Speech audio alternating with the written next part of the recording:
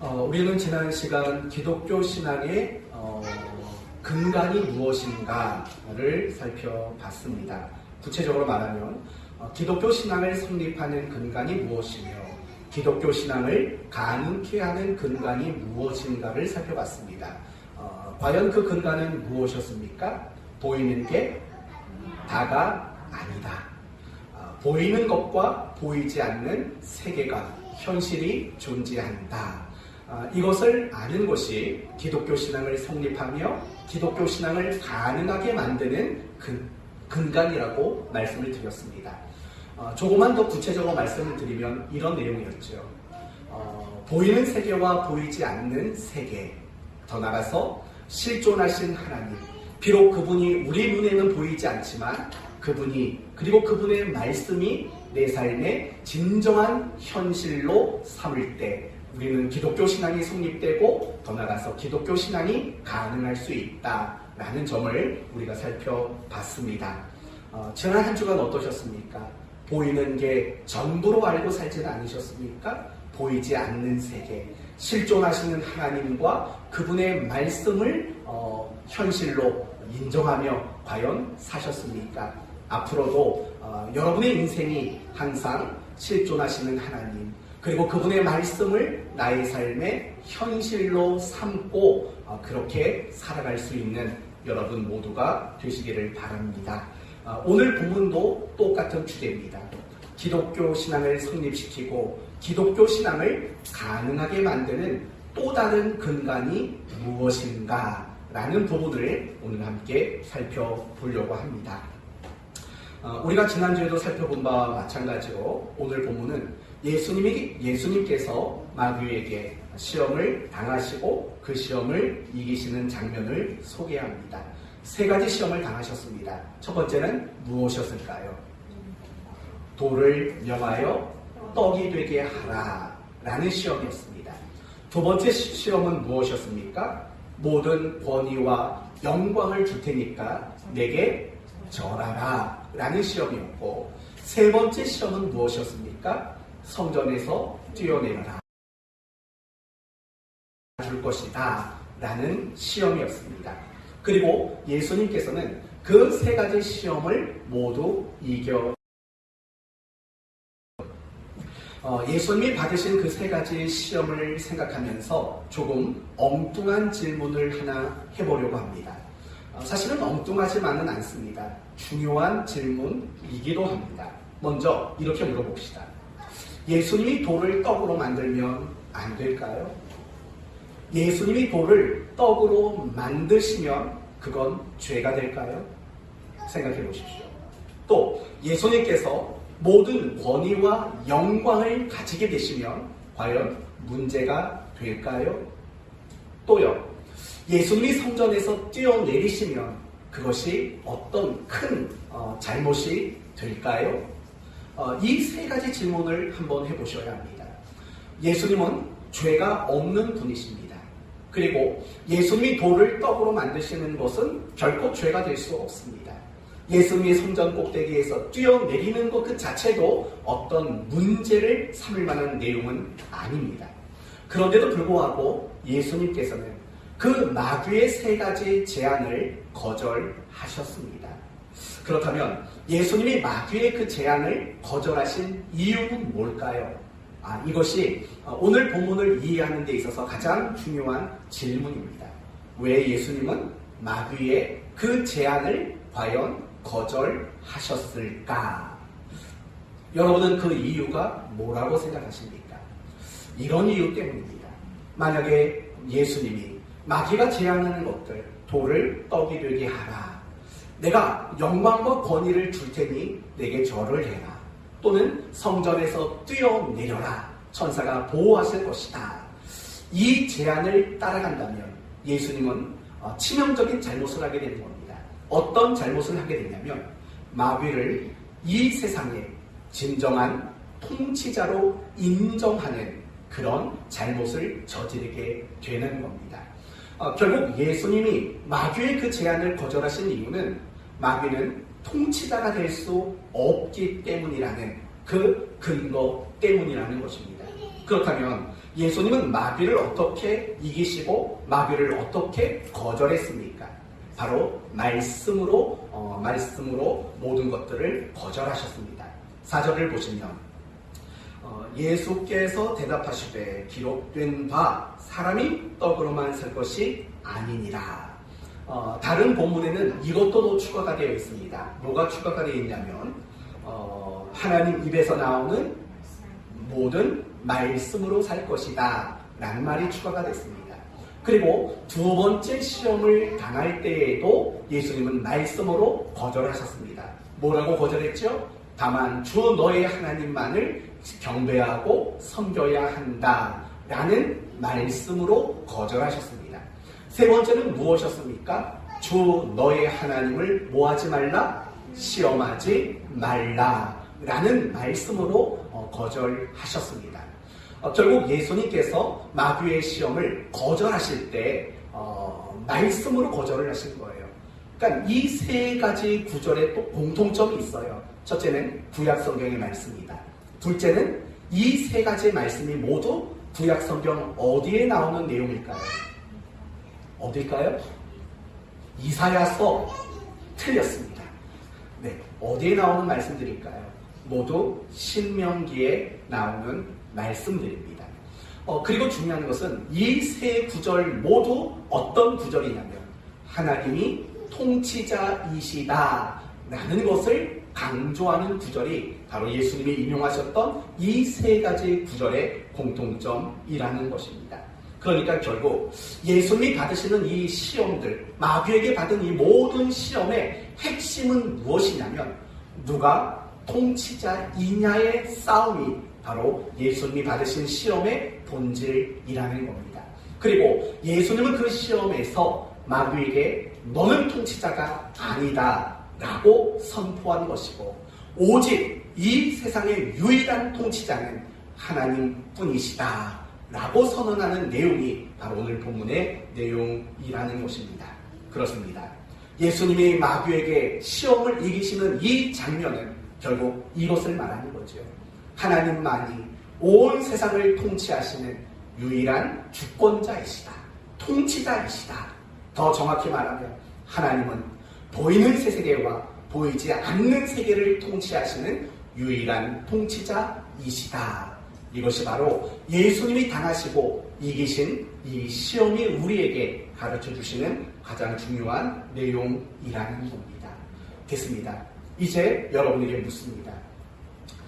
오늘 이 본문의 내용을 살펴보면서 신앙을 성립시키고 신앙을 가능케 하는 또 하나의 근간을 여러분 찾으셨습니까? 과연 뭡니까? 하나님만이 무엇이다? 우리를 다스리시고 통치하시는 분이시다. 바로 이 점이 오늘 설교의 주제가 되는 겁니다. 그렇습니다.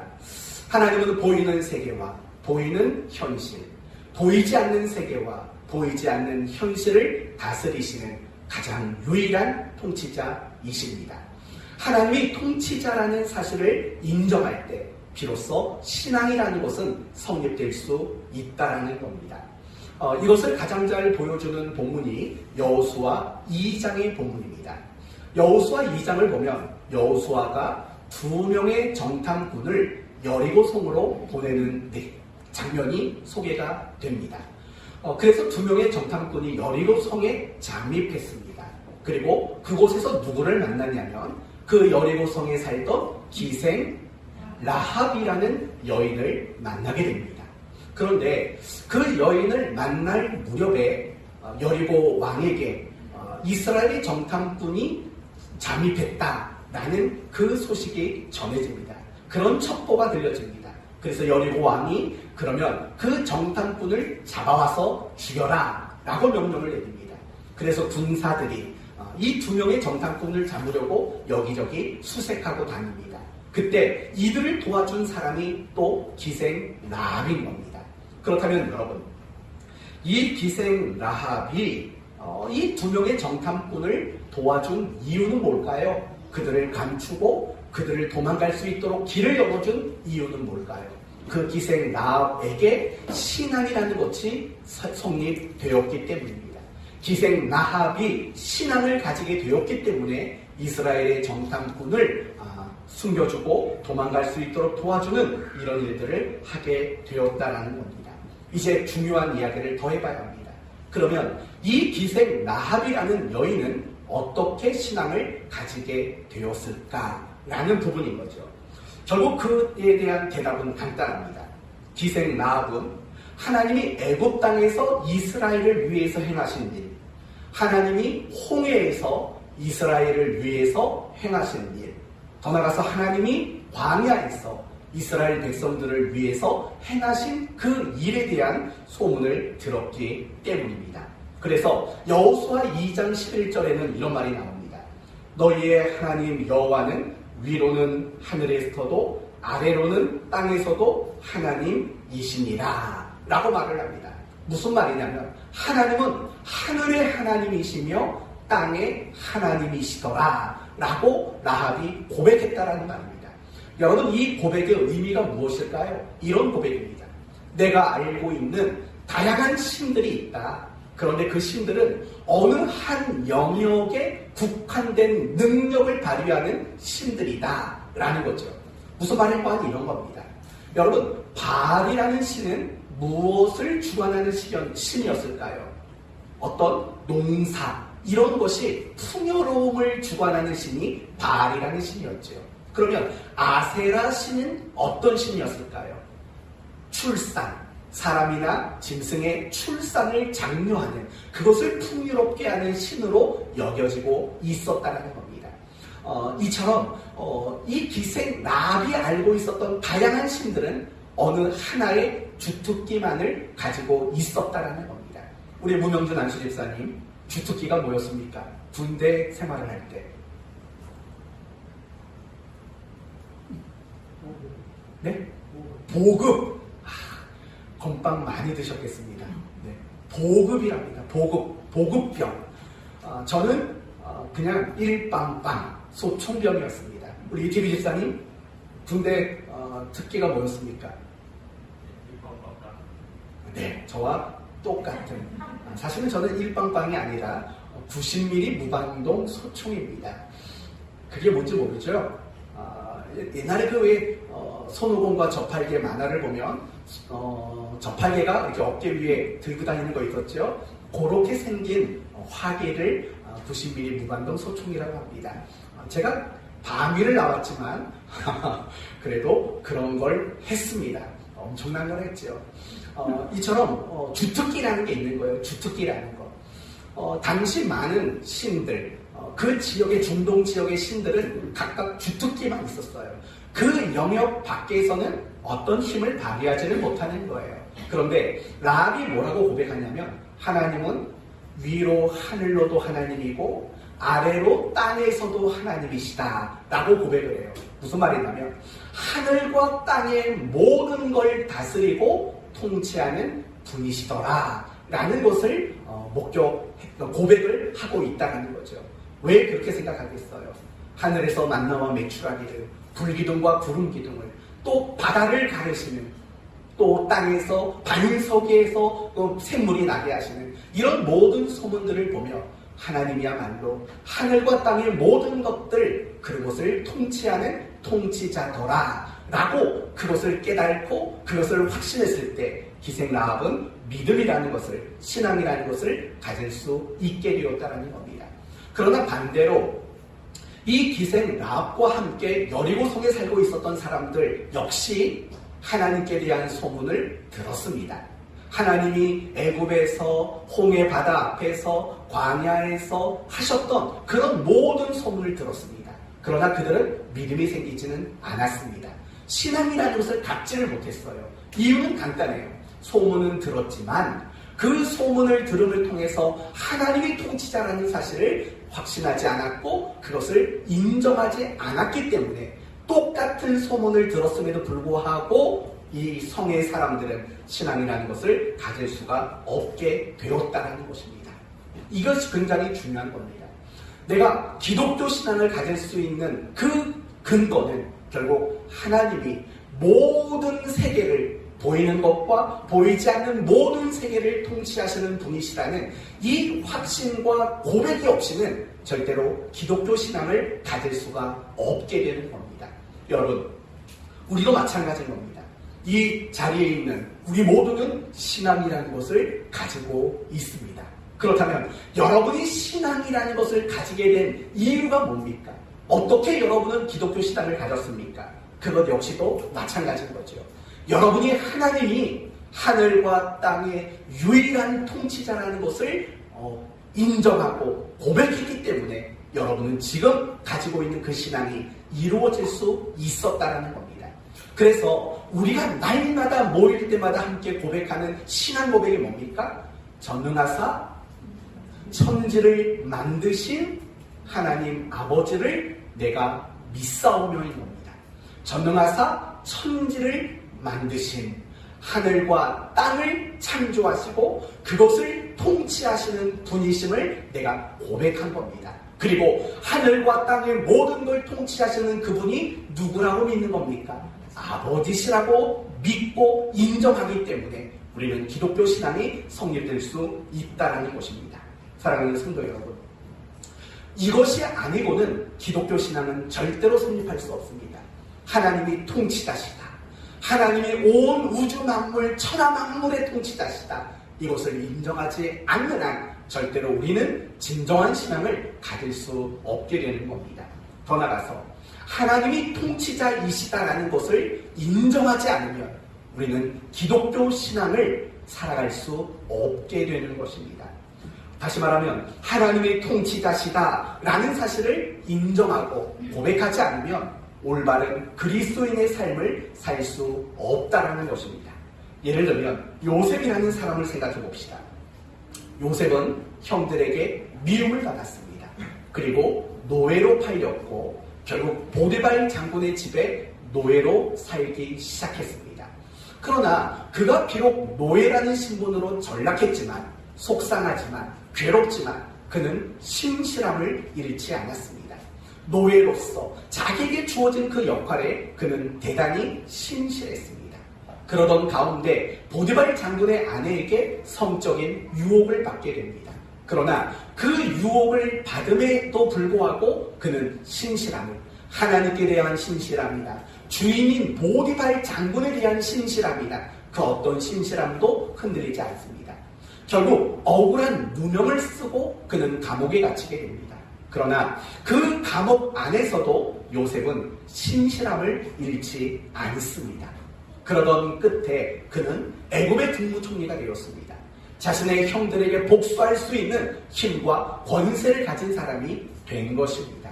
그리고 뜻밖에도 형들이 스스로 자기 발로 자기 앞에 찾아오는 일들이 일어났습니다. 그러나 요셉은 형들을 미워하지 않고 형들에게 복수하지 않았습니다. 이유가 뭘까요? 어떻게 그런 일을 가능할 수 있었을까요? 하나님이 통치자라는 사실을 인정했기 때문입니다.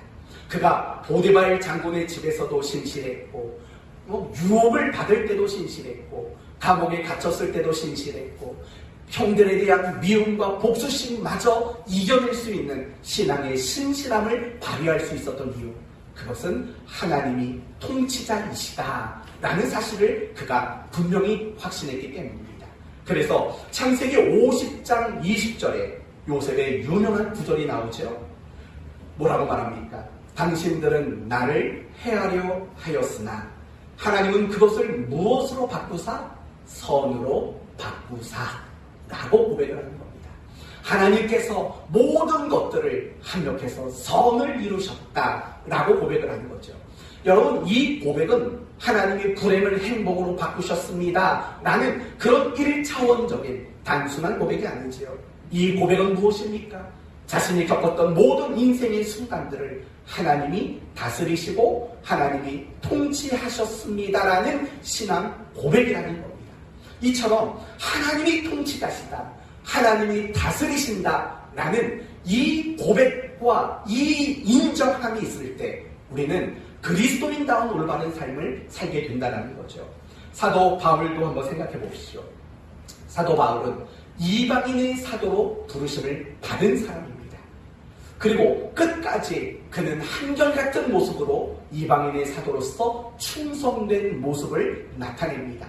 그렇다면 어떻게 그렇게 한결같이 충성할 수 있을까요? 여러분, 우리가 어떤 일을 하든지 간에요, 잠깐 하는 일은 하나도 어렵지 않습니다. 그렇죠? 우리 찬양팀 보세요. 지금 3주째 얼마나 열심히 잘하고 있는지 몰라요. 시커먼 옷 입고 이태규 지사님은 가슴팍에 이태규라고 써놓고 얼마나 찬양팀 열심히 하는지 몰라요. 한 달까지는 열심히 할 수 있어요. 그러나 한 달이 넘어서도 그렇게 한결같이 열심히 할 수 있다면 진짜 훌륭한 거예요. 왜냐하면 한결같이 변함없이 그 일을 한다는 건 굉장히 어려운 일이기 때문에 그래요. 바울이 그 어려운 일을 해냈다고요. 한결같이 하나님을 향해서 나를 이방인의 사도로 부르신 그 일에 대해서 한결같이 충성스러움을 나타냈다라는 겁니다. 그렇다면 여러분, 바울이 어떻게 그렇게 한결같이 이방인의 사도로 충성됨을 나타내 보일 수 있을까요? 답은 간단합니다. 그는 하나님이 통치자라는 사실을 너무나도 분명하게 확신하고 있었기 때문인 거죠. 그래서 바울의 신앙 고백인 로마서 11장 36절을 보시면 바울의 신앙 고백이 이렇게 나옵니다. 이는 만물이 주에게서 나오고 주로 말미암고 주에게로 돌아갑니다. 그에게 영광이 세세에 있을지어다. 아멘. 이게 바울의 신앙 고백이에요. 만물이 주에게서 나오고 주로 말미암고 주에게로 돌아간다. 결국 이 고백의 요지는 무엇이에요? 하나님이 다스린다. 하나님이 통치하신다. 라는 것이 바로 하나님의 바울의 신앙 고백이었다는 겁니다. 이렇듯 하나님이 통치자이심을 인정하고 고백하는 사람은요, 그리스도인답게 사는 거예요. 그러나 반대로 생각해 봅시다. 하나님이 왕이시다. 하나님이 통치자시다. 하나님이 다스리신다. 이것을 인정하지 않는 사람은 아무리 신앙을 가졌다 할지라도 신앙인답게 살아갈 수 있는 방법이 없는 거죠. 이것을 가장 잘 보여주는 성경이 바로 사사기라는 성경입니다. 여러분, 사사기는 이스라엘 백성들이 가나안 땅에 정착한 후에 반복적으로 그들의 신앙이 실패했다라는 이야기를 소개하는 게 바로 사사기입니다. 그렇다면 이 사사시대의 사람들이 왜 신앙에 실패했을까요? 이런 구절로 답을 줍니다. 사사기 17장 6절. 그때에 이스라엘에 왕이 없으므로 사람마다 자기 소견에 옳은 대로 행하였더라. 여러분, 두 가지를 말해요. 이스라엘 사람들이 무엇을 언급했다고요? 이스라엘에는 뭐가 없다? 왕이 없다. 그래서 그들은 두 번째 어떻게 했다? 자기 소견에 옳은 대로, 자기가 원하는 대로 살았다라고 말하는 거예요. 그러면 우리는 되짚어서 반문해 봐야 돼요. 정말 이스라엘은 왕이 없었을까요? 물론 인간의 왕은 없었어요. 하지만 인간의 왕이 필요하지 않을 정도로 진정한 왕이 계셨어요. 그분이 누구시죠? 하나님이시라고요. 하나님이 이스라엘의 진정한 통치자시고 왕이셨다라고요. 그런데도 불구하고 이스라엘 백성들은 이스라엘의 왕이 없다라고 말해요. 이 말은 결국 하나님이 통치자시다, 하나님이 진정한 주권자이시며 왕이시다라는 것을 그들이 인정하지를 못했다라는 거예요. 그 결과가 무엇이에요? 자기 소견에 옳은 대로 살아가는 거예요. 하나님의 통치, 하나님의 다스림, 그것을 부정하거나 그것을 외면하게 되면 결국 우리 모두는 자기 소견에 옳은 대로, 자기의 욕망대로, 자기의 욕심대로, 자기의 생각대로 그렇게 살아갈 수밖에 없다라는 거죠. 우리도 마찬가지라는 겁니다. 우리가 분명히 신앙을 갖게 된 이유는 하나님이 통치자시다라는 그 확신과 인정 때문에 우리는 신앙을 가졌어요. 그러나 신앙을 가졌음에도 불구하고 우리가 신앙인답게 살지 못하고 우리가 그리스도인답게 살지 못하는 이유는 간단한 거예요. 매일매일의 삶 속에서, 매일매일 순간 속에서, 지금 나에게 주어진 그 현실 속에서 하나님이 다스리신다, 하나님이 통치하신다라는 사실을 우리가 인정하지 않고 고백하지 않기 때문에 그렇다라는 거예요. 사랑하는 성도 여러분, 하나님은 온 세상의 통치자세요. 그러나 내 삶의 통치자이기도 하셔요. 그래서 내 삶의 통치자이신 그분은 나의 삶을 계획하시고 나의 삶을 주관하시고 나의 삶을 인도하시고 간섭하시고 섭리하는 분이시라고요. 여러분 이 사실을 인정하십니까? 그것을 인정하며 살아야 돼요. 그래야 하나님 사람답게 우리는 살아갈 수 있는 거죠. 그러나 그렇지 못하다면 절대로 그리스도인다운 삶을 살 수 없는 거죠. 너무 당연한 것입니다. 하나님이 통치자라는 확신이 없다면 작은 일에도 우리는 염려하고 걱정하고 두려워하고 낙심하고 그래서 세상에서 갈등하고 타협하는 일들을 할 수밖에 없기 때문인 거죠. 그러나 여러분이 작은 일들 가운데서도 하나님이 통치하십니다. 하나님이 다스리고 계시는 순간이다라는 것을 여러분이 인정한다면 모든 염려와 모든 두려움에서 벗어날 수 있고 담대하게 신앙의 능력을 가지게 되는 거죠. 그러면 여러분은 그 순간부터는 정말 그리스도인답게 살아갈 수 있는 겁니다. 사랑하는 성도 여러분, 그 누구도 아닌 더욱 마귀도 아닌 오직 하나님이 세상을 통치하는 유일한 통치자라는 사실을 인정하시기를 바랍니다. 하나님만이 나라와 민족과 역사를 다스리는 유일한 통치자세요. 하나님만이 우리 모든 인생의 생사화복을 다스리고 통치하시는 유일한 분이세요. 나의 삶을 다스리는 유일한 통치자가 바로 하나님이시라는 거예요. 그리고 그 하나님은 여러분을 사랑하시는 하나님이시고 여러분에게 아버지 노릇해 주기를 기꺼이 원하시는 그런 하나님이라는 겁니다. 여러분의 인생은 그저 되어지는 대로 살아가는 인생이 아니라 하나님의 다스리심과 하나님의 통치 안에서 되어지는 그런 인생이라는 사실을 여러분은 잊지 마셔야 돼요. 어떤 어려움이 있어요? 어떤 속상한 일이 있어요? 어떤 괴로운 일들이 있어요? 잊지 마세요. 하나님의 다스림과 하나님의 통치 안에 일어나는 일들이라는 사실을 기억한다면 그것이 우리에게 위로와 소망이 될 것이고 신앙의 담대함을 얻을 수 있는 힘의 원천이 되지 않겠습니까? 우리 이 시간 같이 고백했으면 좋겠어요. 저를 따라서 고백해보세요. 하나님은 온 세상의 통치자십니다. 하나님은 온 세상의 통치자십니다. 하나님은 내 삶의 통치자십니다. 하나님은 내 삶의 통치자십니다. 나는 그분 안에 있습니다. 나는 그분 안에 있습니다. 아멘이시죠? 아멘. 여러분이 이 고백만 가지고 살아간다면 여러분의 신앙은 견고해질 것이고 여러분은 신앙의 담대함을 얻어서 언제 어디서든 정말 그리스도인답게 살아낼 수 있는 성도가 될 줄로 믿습니다. 이제 조금 더 중요한 이야기로 넘어가겠습니다. 우리가 지금까지 생각해 본 것은 무엇입니까? 하나님이 진정한 통치자시다. 여기까지 생각했습니다. 이 사실을 인정할 때 신앙이 생기고 신앙이 가능하게 된다까지 봤습니다. 이제 우리가 생각할 것은 이런 거죠. 그러면 하나님은 어떤 통치자이실까라는 부분을 생각해 보셔야 합니다. 여러분, 하나님은 어떤 통치자이실까요? 어떤 통치자시죠? 선하신 통치자, 거룩한 통치자, 사랑으로 통치하는 통치자, 많은 걸 이야기할 수 있을 겁니다. 그런데 성경이 특별히 강조하는 하나님의 통치자 되심은 이런 것들입니다. 하나님은 인격적인 통치자시다. 이게 사실은 성경에서 가장 많이 강조하는 통치자의 내용이라는 것을 우리는 알아두셔야 합니다. 하나님은 인격적인 통치자시다. 그렇다면 이 말을 여러분에게 조금씩 풀어가 보도록 합시다. 하나님이 인격적인 통치자라는 사실은 어떤 말일까요? 우선 이런 말이겠죠. 독재자가 아니다라는 거죠. 여러분, 독재자는 뭡니까? 무엇이든 독단적으로 판단하고 처리하는 것, 그게 독재자입니다. 그런데 하나님은 독재자가 아니라는 거예요. 가끔씩 저희 딸이 저한테 아주 심각한 말을 해요. 아빠는 왜 맨날 아빠 마음대로 해?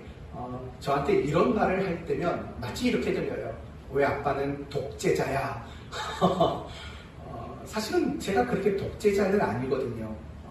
물론 독재자의 경향을 드러낼 때도 분명히 있지만 독재자는 아니에요. 저도 꽤 인격적으로 대접하려고 노력은 하지만 그래도 인간이기 때문에 그러지 못하는 부분이 있는데 꼭 그러지 못하는 것만 보고 맨날 저한테 독재자랍니다. 왜 아빠는 마음대로 해? 소연이도 그런 생각 혹시 합니까? 그렇군요. 원래 자식들은 다 그런가 봅니다. 우리 희미도 그런 생각합니까? 그런 생각 안 해요? 많이 컸구나. 그래요. 자식들은 늘 그런 생각한다고요. 성도들 가운데서도 그래요. 왜 맨날 하나님은 하나님 마음대로야? 사실은 신앙생활 하다 보면 성도들 마음속에요. 그런 생각이 좀 들 때가 분명히 있어요. 근데 엄밀히 말하면 사실은 그건 틀린 말이에요. 하나님은 하나님 마음대로 하시질 않거든요. 하나님은 절대로 독재자로 군림하는 그런 하나님이 아니시거든요. 우리를 힘으로 제압하거나 강압적으로 우리를 통치하시는 사실은 그런 하나님이 아니기 때문에 그래요. 하나님은 어떤 분이신지 아세요? 이런 분이세요. 우리에게 설득을 당하시는 분이세요. 안 그런 것 같아요? 성경에서 그런 내용 보신 적 없으세요? 하나님이 우리에게 설득을 당하십니다. 저는 많이 봤어요. 예를 들면 하나님이 소돔성을 심판하겠다라고 말할 때 아브라함이 뭐라고 말하냐면 하나님 참 웃깁니다. 아니 어떻게 의인과 악인을 함께 멸하실 겁니까? 하나님을 도리어 설득합니다. 그러면서 이렇게 말하죠. 의인 50명 있을 거면 어떡할 겁니까? 의인 45명이 있으면 어떡할 겁니까? 의인 40명, 30명, 20명, 그럼 10명 있으면 어떡할 겁니까? 이건 하나님을 설득하고 있는 거라고요. 그때 하나님이 뭐라고 말하냐면 알았다. 그만큼만 있어도 심판하지 않을게. 알았다. 10명만 있어도 심판하지 않을게. 하나님의 설득 당하셨다고요. 모세의 이야기 속에서도 이 얘기가 나와요. 이스라엘 백성들이 금송아지 앞에 죄를 지었어요. 그랬더니 하나님이 진노하시면서 뭐라고 말하냐면 내가 이놈의 백성 다 쓸어버릴 거다. 그때 모세가 뭐라고 말하냐면 참 하나님 생각이 짧습니다. 아니 자기가 구원해 놓고 자기를 광야에서 죽이면 하나님이 뭐가 될 것 같습니까? 그러니까 하나님이 뭐라고 말하냐면 안 멸하겠다. 이 설득을 당해준다고요. 그러면서 하나님이 이거는 좀 양해하고 들으세요. 좀 뒤끝이 있는 것 같아요. 뭐라고 말하냐면 이렇게 말해요. 근데 난 이 백성이랑 같이 안 갈 거야. 또 하나님이 그렇게 얘기하셨다고요. 그러니까 모세가 뭐라고 말하냐면 아유 그러면 차라리 생명책에서 내 이름을 지워버려 주십시오. 이렇게 말한다고요. 그때 하나님이 알았다 같이 가마 하셨다고요. 설득을 당하신다고요. 하나님은. 이런 경우는 또 얼마든지 있어요. 히스기야 왕 아시죠? 어느 날 죽을 병에 걸렸어요. 하나님께 기도했더니 3일 안에 죽겠대요. 근데 히스기야가 거기서 포기하지 않고 막 울면서 기도해요. 하나님, 내가 눈물을 흘리면서 기도하지 않습니까? 그때 하나님이 뭐라고 말하냐면 알았다, 15년 더 살게 해주마. 이렇게 얘기를 한다고요. 설득을 당하신다고요. 하나님은요, 우리에게 설득 당하시는 하나님이세요. 왠 줄 아세요? 인격적으로 다스리는 분이기 때문에 그래요. 여러분, 인격적으로 우리를 통치한다라는 말은요, 하나님 우리를 지, 정, 의, 그것을 동원해서 우리를 통치하시는 분이라는 얘기예요. 그러니까 하나님은 우리에게 설득을 당하세요. 뿐만 아니라 하나님이 우리를 통치하실 때도요, 어떤 강압과 힘 또는 위력 이런 것들로 우리를 억지로 통치하거나 다스리질 않아요. 하나님은 우리를 통치하는 방법이 뭐냐면 설득이라는 방법이에요. 조금 다르게 말하면 하나님은 우리가 스스로 하나님의 통치와 다스림 앞에 항복할 때까지 우리를 설득하시는 원칙을 가지고 우리를 통치하시는 그런 분이라는 거예요. 그게 바로 인격적인 통치자다라는 말의 의미인 거예요. 이런 하나님을 가장 잘 대표해주고 보여주는 인물이 바로 야곱이라는 인물이에요. 여러분, 야곱은 어떤 사람이었어요? 엄마 뱃속에 있을 때부터 남의 것을 빼앗는, 움켜잡는 사실은 그런 인생이었다고요. 거짓말로 형의 장자의 복을 빼앗으려 했고 또 라반 삼촌 집에 가서도 사실은 거짓으로 라반 삼촌의 재산을 빼앗는 그런 사람이었다고요. 뭐 속된 말로 말하면 내 주먹을 믿어 라고 말하는 사람이었다고요. 자신의 꾀와 자신의 방법과 자신의 힘만을 삶의 방법으로 삼았던 사람이 바로 야곱이었다고요. 그러던 야곱이 이제 라반 삼촌 집에서 나왔습니다. 그런데 어떤 한 충격적인 소식이 들려옵니다. 그 소식이 뭐냐면 형이 에서가 400명의 군인들을 이끌고 자기에게 온다라는 얘기를 들어요.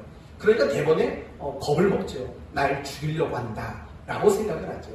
그러자 여기서도 야곱은요 인간적인 꾀를 발휘해요. 어떻게 꾀를 발휘하냐면 자기가 가지고 있는 재산과 가족들이 있잖아요. 이걸 여러 때로 나눠놔요. 그리고 형의 마음을 풀려고 형을 위해서 어떤 좋은 예물들을 만들어놔요. 이걸 먼저 형에게 먼저 주고 그러고 나서도 형이 마음이 안 풀려서 내 가족과 재산을 죽이면 나머지는 도망갈 궁리를 하고 있었던 거예요. 인간적인 계산을 가지고 있었다고요. 그리고 결국에는 홀로 남았어요. 여기서부터 이야기는 창세기 32장의 이야기예요. 이 창세기 32장은 야곱이 재산과 가족들을 먼저 두 대로 세 대로 나눠서 보내놓고 혼자 남았을 때 일이에요. 어떤 일이 일어나냐면 야곱이 야복 나루토에 있었어요. 그런데 그 나루토에 홀로 남았을 때 어떤 사람으로 묘사되는 하나님이 등장해요.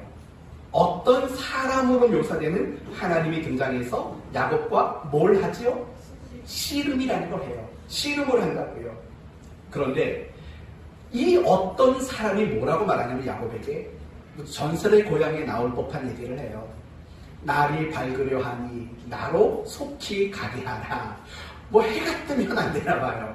전설의 고향도 항상 옛날에 그랬잖아요. 막 귀신이 등장하다가 막 동이 터오면 귀신이 싹 사라지는. 아무튼 뭐 웃기는 표현인데 해가 뜨려 하니 나를 가게 하라. 근데 야곱이 붙잡고 있었어요. 그랬더니 어떻게 하냐면 이 어떤 사람이 야곱의 환도뼈를 쳐요. 이 둔부를 친다고 해요. 그랬더니 절름발이가 돼요. 근데 이 어떤 사람이 한 표현 중에 이해가 안 되는 표현이 하나가 있어요. 이런 표현을 해요. 그가 야곱을 이기지 못함을 보고 라는 말이 나와요. 그 재밌는 얘기예요. 왜 재밌냐면 한 번 쳤는데 절름발이가 됐어요. 그런데도 야곱을 이기지 못하더니 라는 말을 써요. 그때 또 야곱은 또 그 어떤 사람에게 이렇게 말을 해요. 나에게 축복해주지 않으면 나는 당신을 보내지 않을 겁니다. 여러분 축복해주지 않으면이라고 말한다면 사실은 누가 더 높은 사람이고 누가 더 큰 사람이에요. 바로 그 사람이에요. 그런데도 불구하고 야곱을 이기지 못함을 보고 라고 말을 해요. 여러분 그러면 야곱이 야복 나루에서 그 어떤 사람과 씨름을 한 의미는 뭘까요? 이 의미를 가장 정확하게 해석해 놓은 성경이 바로 호세아서 12장입니다.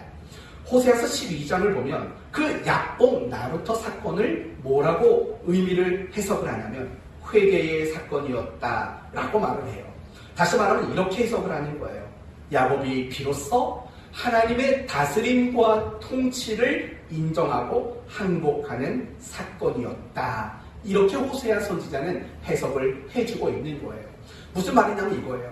야곱은 비록 신앙이라는 가정 안에서 태어났지만 하나님의 통치와 다스림은 완강하게 거부했던 사람이에요. 오직 자기 스스로가 통치자가 되어서 자기의 생각과 자기의 방법과 자기의 힘을 수단으로 삼아서 살았던 인생을 살았던 사람이 야곱이었다라는 거예요. 그러나 이 야복 나루토에서 비로소 그는 하나님이 통치자라는 걸 인정하는 거예요. 그러니까 뭐라고 말하냐면 나를 축복해 주소서, 나를 축복하지 않으시면 나는 당신을 보낼 수 없습니다 라고 말을 해요. 이 고백이 놀라운 거예요.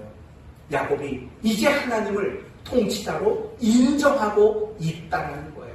하나님을 통치자로 받아들였고 하나님을 통치자로 인정하게 되었다는 거예요.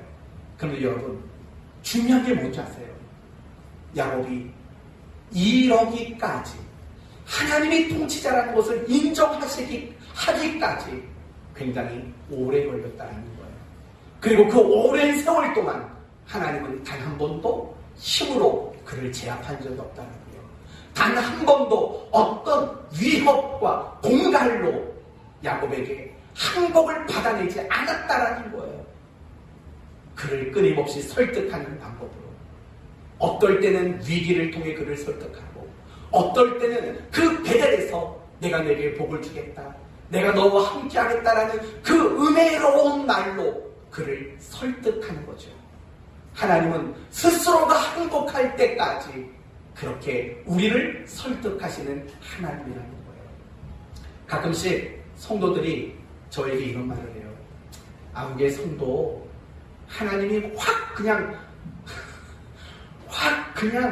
쳐버렸으면 좋겠다고, 그래서 정신 차려서 빨리 하나님께 돌아오면 좋겠다, 이렇게 말하는 사람이 있고, 사실은 미안한 얘기지만 저도 가끔씩 그런 생각이 들 때가 있어요. 그냥 하나님이 그냥 한 방 좀 쳐줬으면 좋겠다, 그렇지 않으면 정신 못 차릴 것 같다, 그런 생각, 이건 잘못된 생각이에요. 본받지 마세요. 그런 생각이 들 때가 있어요. 근데 하나님은 안 그래요. 우리는 빨리 하나님이 좀 때리서라도 빨리 좀 정신 차리게 만들어주면 좋겠는데, 하나님은 안 그래요. 계속 설득만 해요. 좋은 모습으로 설득하고, 때로는 어려움으로 설득하고, 계속 설득한다고요. 그러니까 우리 신앙이 한 번에 좋아지지 않는 이유는 하나님이 우리를 인격적으로 대우하시기 때문에 안 좋아지는 거예요. 쉽게 안 좋아지는 거예요. 만약에 하나님이 독재자라면, 만약에 하나님이 권력을 앞세운 통치자라면 어쩌면 우리는 대번에 좋아질지 몰라요. 물론 속은 안 좋아질지 몰라도 겉으로는 대번에 좋아질 수도 있어요. 맨날 공갈하고 협박하고 위협하는데 말 안 들을 수가 없죠. 그런데 하나님은 안 그래요. 내가 삐딱하게 굴어도 계속 설득해요. 그러지 마. 그러면 안 돼. 어서 돌아와. 내 통치 안에 들어와. 내 다스림을 받아들여. 하나님은 계속 그렇게 우리를 설득하신다고요. 그게 바로 인격적인 통치자라는 거예요. 성도 여러분, 우리는 하나님이 인격적인 통치자라는 사실을 아는 일, 사실은 굉장히 중요해요. 그걸 우리는 알아야 돼요. 이제 이 부분을 가지고 여러분에게 조금만 더 설명을 할게요. 지금부터는 여러분이 집중을 잘 하셔야지만 이해할 수 있을지도 몰라요. 이제 여러분에게 묻습니다. 여러분은 어떻게 구원을 받았을까요? 여러분은 어떻게 구원을 받았지요? 너무 어려운가요? 어떻게 구원을 받으셨습니까? 이름으로 받았습니다. 정말이요? 은혜로? 우리는 늘 말을 해요. 우리는 믿음으로 구원을 받았다라고 말해요. 물론 맞는 말이에요. 그러나 구원은 믿음의 결과물만은 아니에요. 이 부분이 여러분 이해가 되세요? 우리는 늘 믿음으로 구원을 받았다고 말을 해요. 그런데도 불구하고 사실은 구원이라는 것은 믿음의 결과물만은 아니에요. 정확히 말하면 우리가 믿음으로 구원을 받았다고 말하지만 구원은 믿음의 결과물은 아니라는 점을 여러분이 아셔야 돼요. 그러면 구원은 무엇의 결과물일까요? 하나님의 뜻과 의지의 결과물이에요. 이 부분이 사실은 더 중요한 거예요. 우리는 믿음으로 구원을 받는다? 물론 맞아요. 그렇지만 내가 믿음으로 구원을 받는다라는 그 말 이전에 선행하는 것이 있는데 그게 하나님의 뜻과 하나님의 의지가 항상 선행이 돼요. 만약에 하나님의 뜻과 하나님의 의지가 선행되지 않는다면요, 절대로 믿음으로 구원을 받았습니다라는 말이 될 수가 없어요. 왜 될 수가 없냐면 우리 모두는요, 믿음으로 구원을 얻을 만한 어떤 실력과 수준이 되지 못하기 때문이에요. 그러나 하나님이 우리를 구원하시겠다라는 뜻과 의지를 가지셨기 때문에, 그리고 하나님의 그 뜻과 의지 가운데 우리를 구원하는 방법으로 믿음이라는 방법을 쓰신 거예요. 알아듣는 거죠? 이 점은 에베소서 1장으로 한번 다 넘어가 봅시다. 에베소서 1장입니다. 에베소서 1장. 에베소서가 어디죠? 네, 마태복음부터 나오시면 곤란하죠. 갈라디아서부터 나오셔야죠. 에베소서 1장 3절 말씀부터 5절까지 한번 읽어볼게요. 에베소서 1장 3절에서 5절까지 한번 읽어보도록 합시다. 시작. 상상하리로다. 하나님 곧 우리 주 예수 그리스도의 아버지께서 그리스도 안에서 하늘에 속한 모든 신령한 보혈을 우리에게 주시되 곧 창세 전에 그리스도 안에서 우리를 택하사 우리로 사랑 안에서 그 앞에 거룩하고 흠이 없게 하실 것이려고 그 뜻이 뜻대로 우리를 예정하사 예수 그리스도로 말미암아 자기의 아들들이 되게 하셨으니. 됐습니다. 여러분 5절을 보세요. 그 기쁘신 뜻대로 우리를 예정하사 예수 그리스도로 말미암아 자기의 아들들이 되게 하셨으니 라고 말해요. 여러분 결국 이 말은 무슨 말이냐면 우리가 구원을 받을 수 있었던 그 첫걸음, 그 원인은 하나님의 기쁘신 뜻 때문이라는 거예요. 그 내용이 뭐냐면 우리를 구원하시기로 작정하시고 우리를 구원하기로 결정하신 그 자비로우신 그 뜻이 있었기 때문에 우리는 구원을 얻게 되었다라고 말하는 거예요. 사실은 에베소서가 가장 강조하는 부분이 이 부분이에요. 단지 구원은 믿음으로 받았다? 물론 맞아요. 그런데 그렇게 말해버리면 사실은 안 돼요. 더 중요한 것은 하나님의 그 기쁘신 뜻과 의지와 작정이 있기 때문에 믿음으로 구원을 받는 일들이 가능하게 되었다라는 말인 거예요. 이게 중요한 거죠. 하나님이 우리를 구원하시는 거. 우리가 어떻게 구원을 받았을까?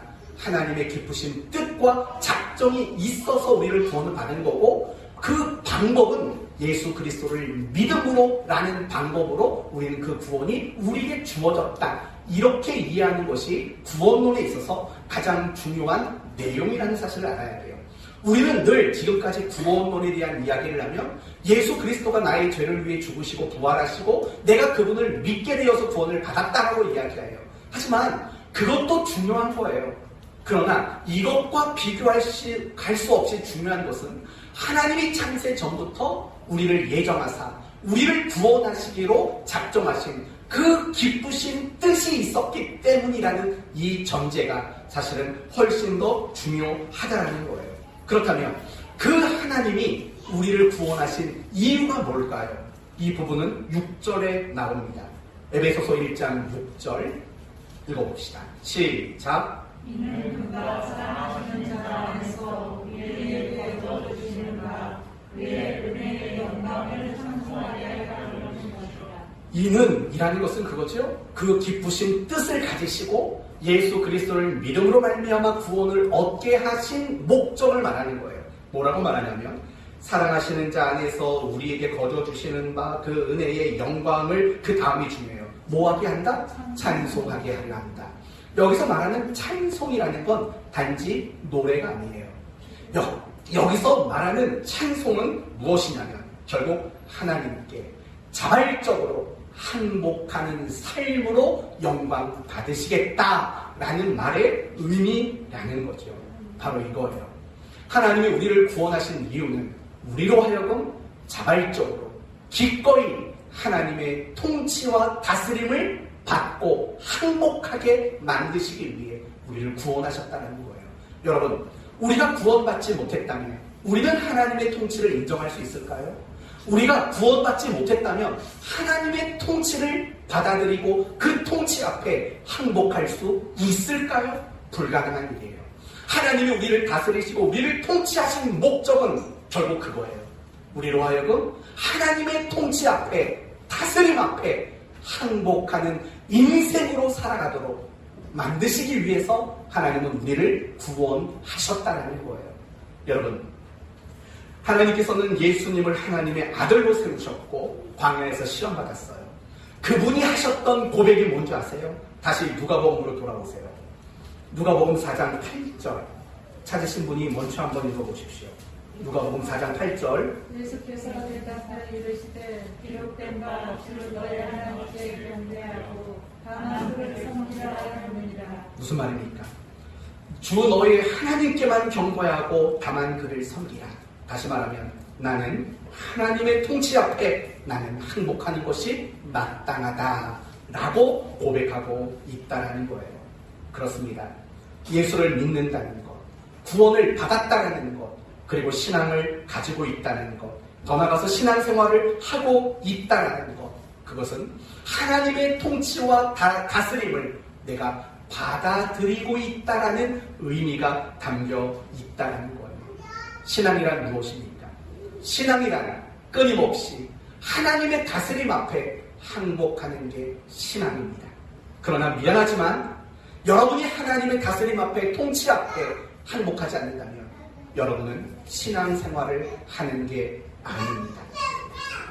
여러분 모두가 예수님이 고백하신 것처럼 주 너의 하나님께만 경배하고 다만 그를 섬겨라. 이 고백을 가지고 살아가는 것, 그것이 바로 신앙생활이라는 겁니다. 그렇다면 여러분에게 되겠습니다. 여러분은 이런 고백이 있습니까? 주 너의 하나님께 경배하고 다만 그를 섬기라. 이 고백을 가지고 살아가십니까? 여러분은 날마다 하나님이 여러분을 다스리시고 여러분을 통치하심 속에 여러분은 항복하고 계십니까? 혹시 야곱처럼 하나님과 힘겨루기를 하고 있지는 않습니까? 더 나아가서 하나님을 이겨먹으려고 하고 있지는 않습니까? 가장 이상한 성도들이 있고 이상한 그리고 미련한 성도들이 있습니다. 이런 걸 자랑하는 성도입니다.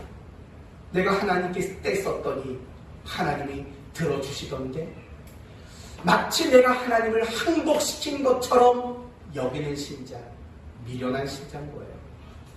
정말 가장 지혜로운 신자는 내가 하나님께 항복할 수밖에 없었어 라고 말하는 신자, 그런 신자가 가장 훌륭한 신자가 아닐까요?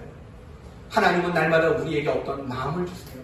기도해라, 말씀 봐라, 순종해라, 용서해라, 사랑해라, 결단해라, 자존심을 버려라. 우리에게 끊임없이 무엇인가를 말씀하심으로 우리를 다스려 가기를 원하셔요. 그런데 우리는 자꾸 그런 다스림을, 통치를 거부해요. 해볼래요 저랑?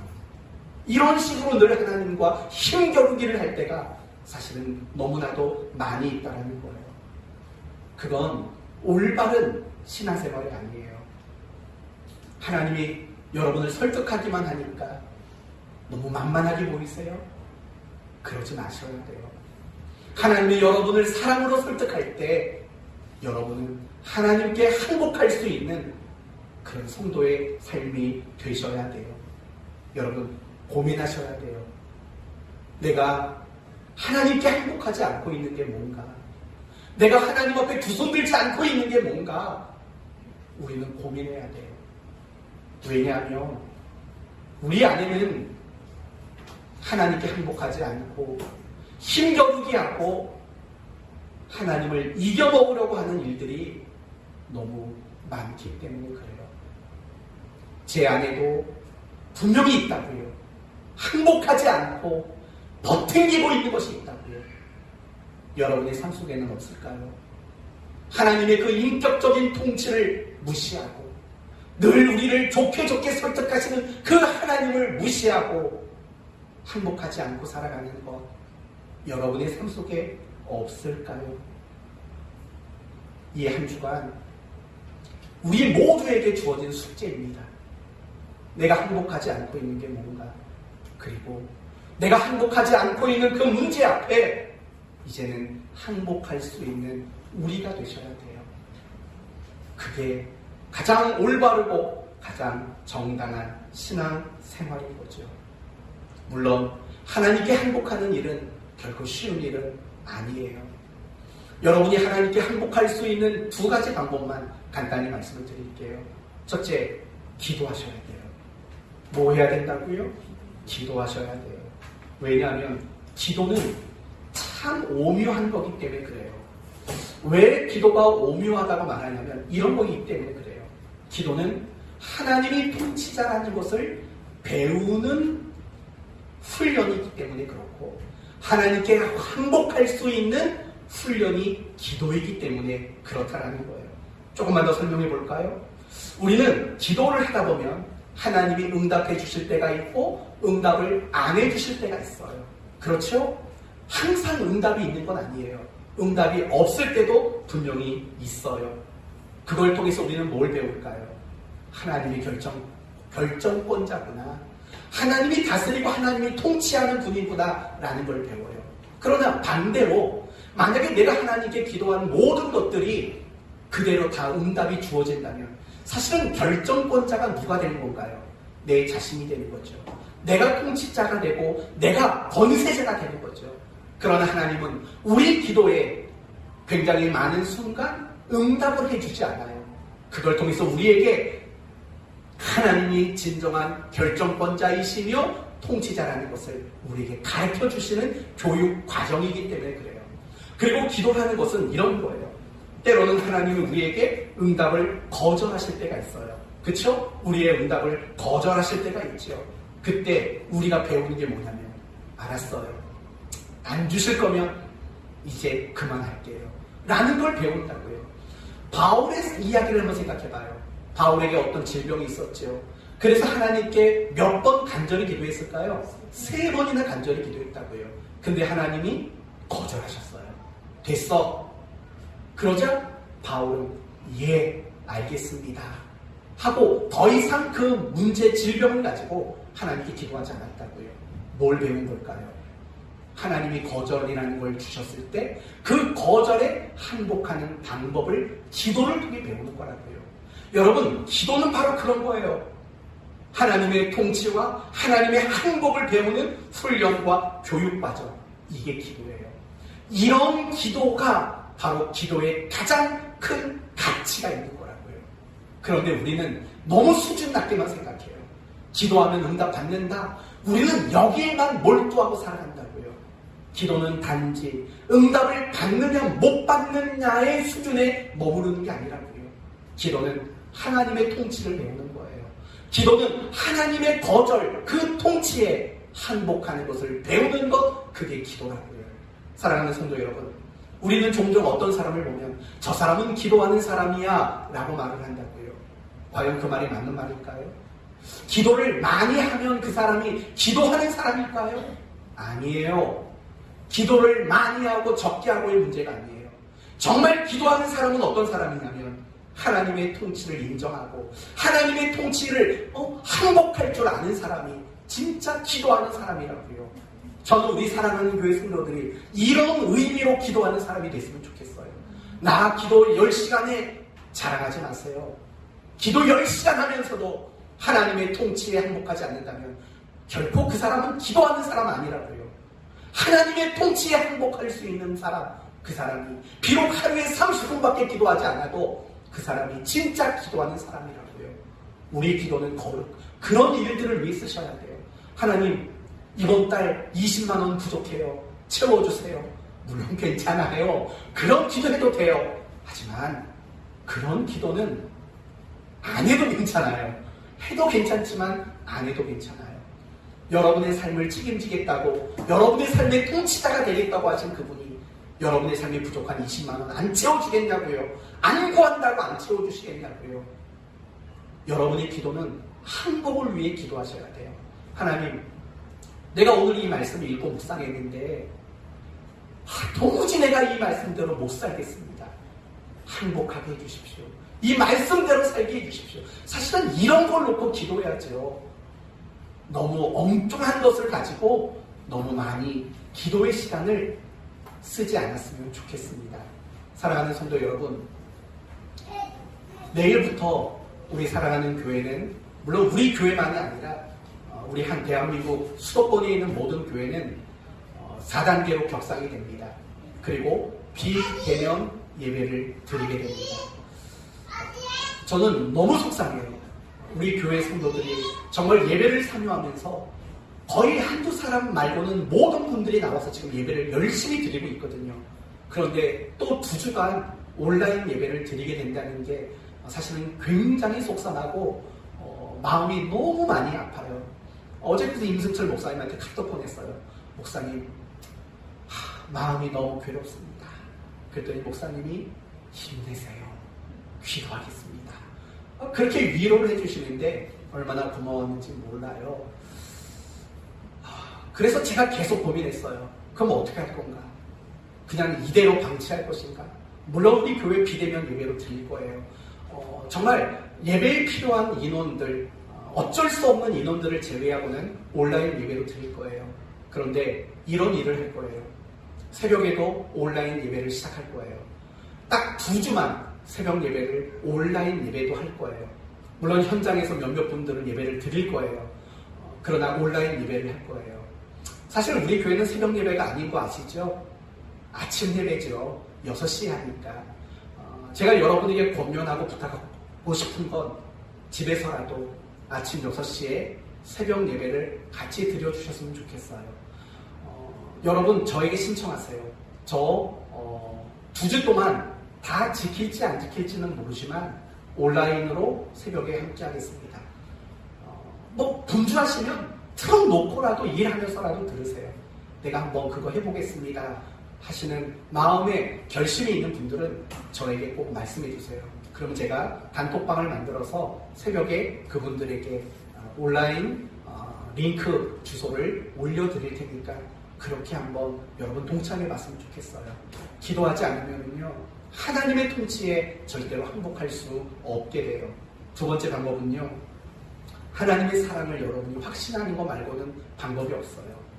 여러분 탕자가 나중에 자신의 잘못을 깨닫고 아버지에게 돌아가잖아요. 아버지의 아들로 다시 살겠다고 하잖아요. 그건 이제 아버지 말에는 무조건 항복하겠다라는 결단인 거예요. 그러면 이 탕자가 아버지한테 유산 내놓으라고 했던 참 망나니 같은 놈이잖아요.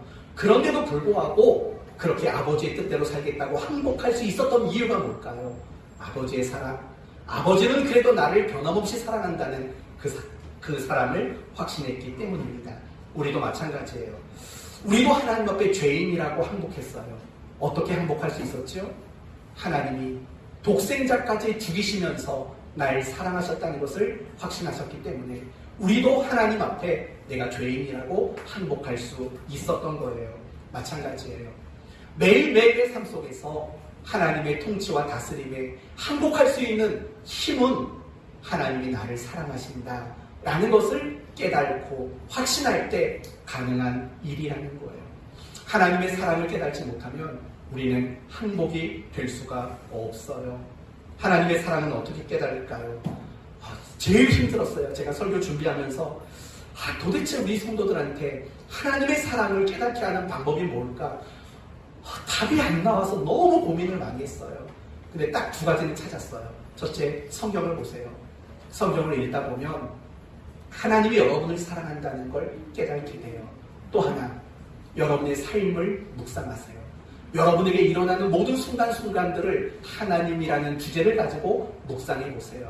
왜냐하면 여러분의 삶에 일어나는 모든 일들은 사실은 하나님의 사랑이 담기지 않는 순간이 없어요. 실패도 하나님의 사랑이 담겼고 성공도 하나님의 사랑이 담겨 있거든요. 왜냐하면 하나님은 항상 사랑으로 정의 되시는 분이시기 때문에, 그래서 그분은 항상 사랑을 이유와 목적으로 삼고 일하시는 분이기 때문에 그래요. 그래서 여러분의 삶을 근거로 하나님을 묵상하면 나를 향한 하나님의 사랑을 깨달을 수 있게 되는 거예요. 그 하나님의 사랑을 깨달으면 여러분 손이 스스로 올라가게 돼요. 항복할 수 있는 성도가 될 수 있는 겁니다. 그러면 이 2가지는 놓치지 마세요.